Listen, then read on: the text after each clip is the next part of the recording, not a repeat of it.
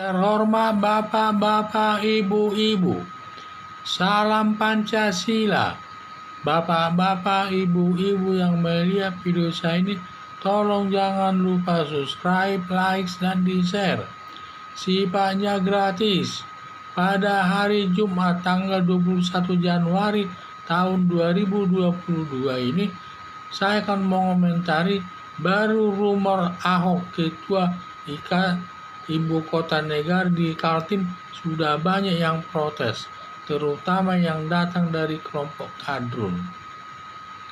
DPR sudah menandatangani Undang-Undang Ibu Kota Negara Kaltim, dan Presiden Joko Widodo telah merencanakan 4 calon pimpinannya IKN tersebut.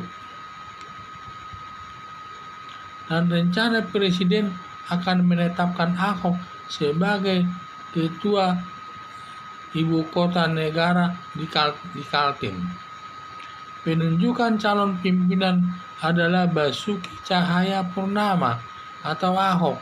Sudah banyak komentar, baru ditunjuk sebagai calon sudah banyak yang berkomentar negatif dari kelompok penentang Joko Widodo yang menyatakan karena untuk mengisi jabatan Ketua Ibu Kota Negara di Kaltim berdasarkan penunjukan Presiden Joko Widodo dan bukan hasil pemilihan, dan juga sebagai ketua atau pimpinan daripada Ibu Kota Negara di Kaltim tersebut setingkat menteri jabatannya.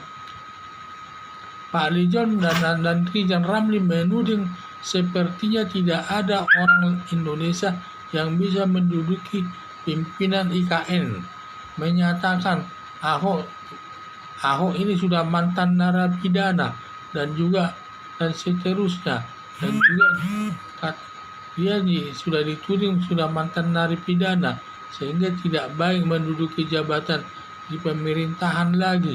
Itulah tudingan-tudingan yang datang dari Pak Lijon dan Ridwan Ramli, juga ada tudingannya yang lain juga. Banyak tudingan-tudingan yang lain yang sifatnya negatif ditujukan kepada Ahok tersebut. Kalau Ahok tidak masalah bagi dirinya, yang penting itu semua berada di tanggung jawab Presiden, karena Presiden nanti yang menunjuk siapa yang jadi ketua IKN tersebut, dan juga memang eselonnya cukup tinggi, setingkat jabatan menteri itu pimpinan IKN tersebut. Wajar tudingan-tudingan negatif datang kepada Presiden Joko Widodo adalah orang-orang yang tidak terpakai dalam pemerintahan Presiden Joko Widodo, seperti Ridwan Ramli pernah dipecat dari jabatan Menteri Koordinator, atau baru 1 tahun menjabat Menteri Koordinator sudah dipecat Presiden Joko Widodo karena dianggapnya kinerjanya tidak baik, dan juga berdasarkan kritikan yang datangnya dari barisan sakit hati tidak perlu terlalu didengarkan karena tidak baik. Karena sebaik apapun kinerja Joko Widodo selalu jelek di mata kelompok sakit hati tersebut.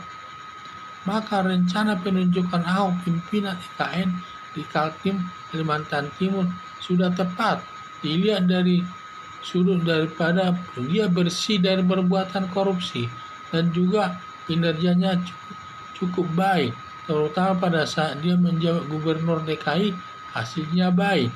Ditambah lagi dia sebagai komisaris utama Pertamina hasilnya baik. Sampai tadinya Pertamina hanya merugi saja, sekarang Pertamina bisa menyetor 120 triliun kepada negara dari hasil keuntungannya tersebut. Dan juga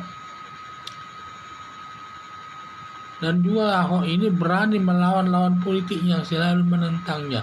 Jadi kalau dia ada orang yang korupsi, dia langsung dimaki-makinya dan berani dia bertindak demikian demi mengamankan keuangan negara tersebut. Sehingga sudah tepatlah menunjuk Ahok sebagai pimpinan IKN di Kalimantan Timur tersebut.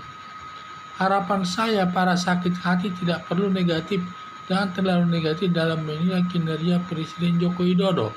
Hampir semua kinerja Joko Widodo tidak ada yang baik atau jelek, semua di mata kelompok yang sakit hati tersebut. Tetapi kalau masyarakat umumnya menilai kinerja Joko Widodo sangat baik, benar, sampai masyarakat mendukung sebesar 76% kepemimpinan Presiden Joko Widodo sesuai hasil survei. Jadi itulah yang saya lihat ini daripada masyarakat yang begitu senangnya kepada Presiden Joko Widodo ini. Dia sampai 76% masyarakat mendukung dia sebagai Presiden RI dalam membangun negara Indonesia ini sesuai hasil survei. Sehingga tidak perlu mendengarkan kelompok-kelompok dari pihak sakit hati. Kalau dari pihak sakit hati ini selalu komentarnya yang jelek. Hampir tidak ada pekerjaan Presiden Joko Widodo yang baik, semua jelek. Tetapi kalau masyarakat umum menilai Presiden Joko Widodo ini sangat baik, sampai 76% mendukung Presiden Joko Widodo memimpin Indonesia ini sesuai dengan hasil survei. Jadi demikianlah harapan saya Presiden tetap dapat bekerja dengan baik, dan sudah tepatlah mencalonkan Ahok ini sebagai ketua IKN di Kalimantan Timur tersebut, karena dia bersih dari korupsi dan juga kinerjanya bagus dan lain sebagainya. Jadi itulah, jadi sudah tepatlah Presiden mencalonkan si Ahok ini sebagai ketua IKN tersebut. Sekian dan terima kasih.